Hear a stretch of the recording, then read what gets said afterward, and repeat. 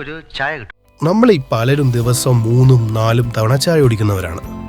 എന്നാൽ ചായ കുടിക്കുന്നത് നല്ലതാണോ? Green tea, black tea, white tea, herbal tea തുടങ്ങിയ ഇനങ്ങൾ മിതമായി കഴിക്കുമ്പോൾ ആരോഗ്യത്തിന് ഗുണകരമാണെന്ന് പൊതുവെ കണക്കാക്കപ്പെടുന്നു. ഫ്ലാവനോയിഡുകൾ, കാറ്റച്ചിനുകൾ തുടങ്ങിയ ആന്റി ഓക്സിഡന്റുകളാൽ സമ്പന്നമായ ചായ വീക്കം കുറയ്ക്കാനും ഹൃദയാരോഗ്യത്തെ പിന്തുണയ്ക്കാനും ക്യാൻസർ, പ്രമേഹം തുടങ്ങിയ വിട്ടുമാറാത്ത രോഗങ്ങളുടെ സാധ്യത കുറയ്ക്കാനും സഹായിക്കും. ഉദാഹരണത്തിന് ഗ്രീൻ ടീ അതിൻ്റെ മെറ്റബോളിസം വർദ്ധിപ്പിക്കുന്ന ഗുണങ്ങൾക്ക് പേരുകേട്ടതാണ്. ഇത് ശരീരഭാരം നിയന്ത്രിക്കാൻ സഹായിച്ചേക്കാം. കൂടാതെ ചായയിൽ എൽ-തിയാനൈൻ പോലെയുള്ള സംയുക്തങ്ങൾ അടങ്ങിയിട്ടുണ്ട്.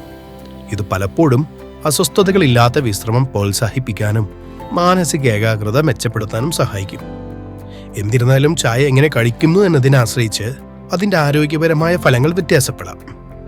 അമിതമായ പഞ്ചസാര, ക്രീം അല്ലെങ്കിൽ കൃത്രിമ സുഗന്ധദ്രവ്യങ്ങൾ ചേർക്കുന്നത് അതിൻ്റെ ഗുണങ്ങളെ നിഷേധിക്കുകയും ശരീരഭാരം വർദ്ധിപ്പിക്കുകയോ രക്തത്തിലെ പഞ്ചസാരയുടെ അളവ് വർദ്ധിപ്പിക്കുകയോ പോലെയുള്ള ആരോഗ്യ പ്രശ്നങ്ങൾക്ക് കാരണമാവുകയും ചെയ്യും.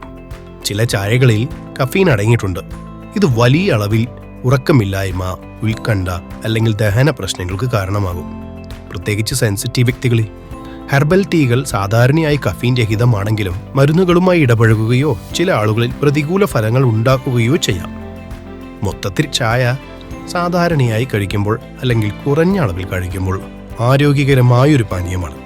എന്നാൽ വ്യക്തിഗത ആവശ്യവും മുൻഗണനകളും മനസ്സിൽ സൂക്ഷിക്കുന്നത് വളരെ പ്രധാനമാണ്. Stay healthy. Follow for more.